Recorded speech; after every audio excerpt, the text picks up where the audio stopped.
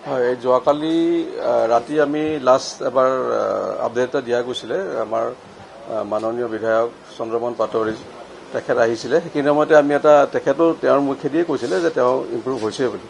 এতিয়া আজি ৰাতিপুৱা আমি যোনটো এছেছমেণ্ট কৰা গ'ল, ৰাতিপুৱা আমাৰ 7:30 বজাত এছেছমেণ্টৰ মতে আমাৰ তেখেত এতিয়া সুস্থ, stable, but not out of danger. ডেঞ্জাৰটো এতিয়াও আউট, মানে তেখেত আণ্ডাৰ ডেঞ্জাৰে আছে, কিন্তু পেচেণ্ট ইজ ষ্টেবল নাও। এতিয়া আমাৰ ব্লাড প্ৰেছাৰটো মেডিচিন নিদিয়াকৈ তেওঁৰ নিজে নিজে ভালকৈ বহুতখিনি উঠিছে, 110-170লৈ উঠি আহিছে। পেচাব হৈ আছে, পেচাব হোৱাটো এটা ভাল লক্ষণ, তাৰমানে তেওঁৰ অৰ্গেনবিলাক ভালকৈ কাম কৰি আছে আৰু পাৰফিউশ্যনটো হৈ আছে। আৰু লগতে আৰু এটা ভাল খবৰ, আমি দুটা ব্লাড দিয়াৰ পিছত তেওঁৰ যোনটো হিমোগ্ল'বিন কম আছিলে 6.4, সেইটো 8.4লৈ উঠিছে। আজি তথাপিও 8.4, 6.4ৰ পৰা 8.4। আজি আমি তথাপিও দুটা আৰু ব্লাড দিয়াৰ কাৰণে মানে ভাবিছোঁ আৰু লগতে অনুষাংগিক যোনখিনি দৰৱ পাই আছে, ইনফেকশ্যনটো অকণমান কমিছে আগৰ যিমান তুলনাত আছিলে। আজি আমাৰ ৰাতিপুৱাৰ এতিয়া আমি আপোনালোকৰ এইখিনি সময়তে তেখেতক একচুৱেলি নমাই আছোঁ। আমি নমাই পেলাই তেখেতক আমি MRI এটা কৰাই ল'ম, গোটেই স্পাইনেল কৰ্ডৰ, মানে চাৰ্ভাইকেল যোনখিনি নেক গলৰ এৰিয়াটো চাৰ্ভাইকেল বুলি কয়, আৰু তলৰখিনিত নিচেছ থাকে সেইখিনি ডৰচেল বুলি কয়। সেইখিনি গোটেই একদম তললৈকে স্কিনিং কৰি স্পাইনেল কৰ্ডটো চাই ল'ম, কাৰণ বহুতকেইটা ঘাপ তাতে পৰিছিলে। আৰু পেটৰ এটা আৰু ভালকৈ আল্ট্ৰাচাউণ্ড কৰি ল'ম। যদি তাতে একো নাথাকে তেতিয়াহ'লে আমি ক'ম যে তেওঁ সম্পূৰ্ণ বিপদমুক্ত হ'ব। আবেলিলৈকে গম পাই যাম। MRIৰ পিছত আৰু যদি কিবা অস্ত্ৰোপচাৰৰ কথা আহে তেতিয়া আপোনালোক কৈ দিম, বা আমাৰ যোনখিনি যাৱতীয় দিব লগা থাকিব। তেতিয়া নিউৰোচাৰ্জাৰীটো চাই আছে, নিউৰলজিক যদি লগা হয় আমি তেওঁলোককো ইয়াতে আমাৰ যোনটো এটা টীম বনোৱা গৈছে তেওঁলোককো লাগিলে সোমাই ল'ম। তাতে নাই, আমি দৰৱ কেইটা দি পেলাই ভাল পাইছে। নাই, তাতে আমি গোটেইবিলাক ৰিপিট কৰা যাব, চব ৰিপিট।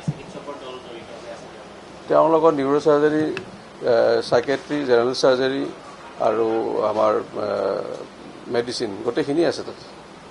আৰু নিউৰলজি লগা হ'লে আমি লৈ ল'ম। আৰু ক্ৰিটিকেল কেয়াৰটোৱে একচুৱেলি গোটেইখিনি চাই থাকে। এনাস্থেচিয়া এণ্ড ক্ৰিটিকেল কেয়াৰৰ আণ্ডাৰতে GICU যথা ICUত থাকে, তেওঁলোকে গোটেইখিনি মানে মাষ্টাৰ কণ্ট্ৰলটো কৰে, যাকে যাকে লাগে মাতি থাকে।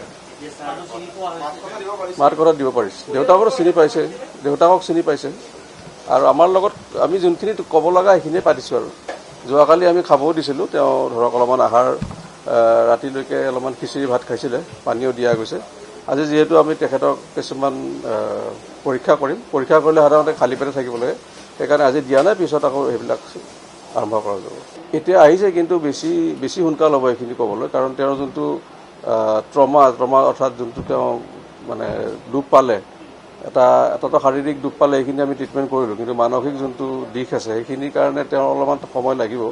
সেইখিনিৰ কাৰণে যোৱাকালি যেনেকৈ কোৱা গ'ল, তেওঁলোকক আমি চাইকেট্ৰিক কাউন্সেলিং, মেডিচিন যি লাগে, অলপ মেইনলি কাউন্সেলিং লাগে, আৰু এটা এটমছফিয়াৰটো, ঘৰৰ পৰিৱেশটো বা এই জেগাখিনিৰ পৰিৱেশটো ভাল হ'ব লাগিব, তেতিয়াহ'লে নিজে নিজে ঠিক হয়।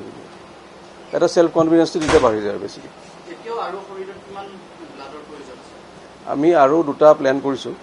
এতিয়া ধৰক 9.4, 10.4 মানলৈ উঠিলে আমি বাকীখিনি আৰু দৰৱত লৈ যাম। ইমান বেছিকৈ ব্লাড দি থাকিলেও দিগদাৰী হয়।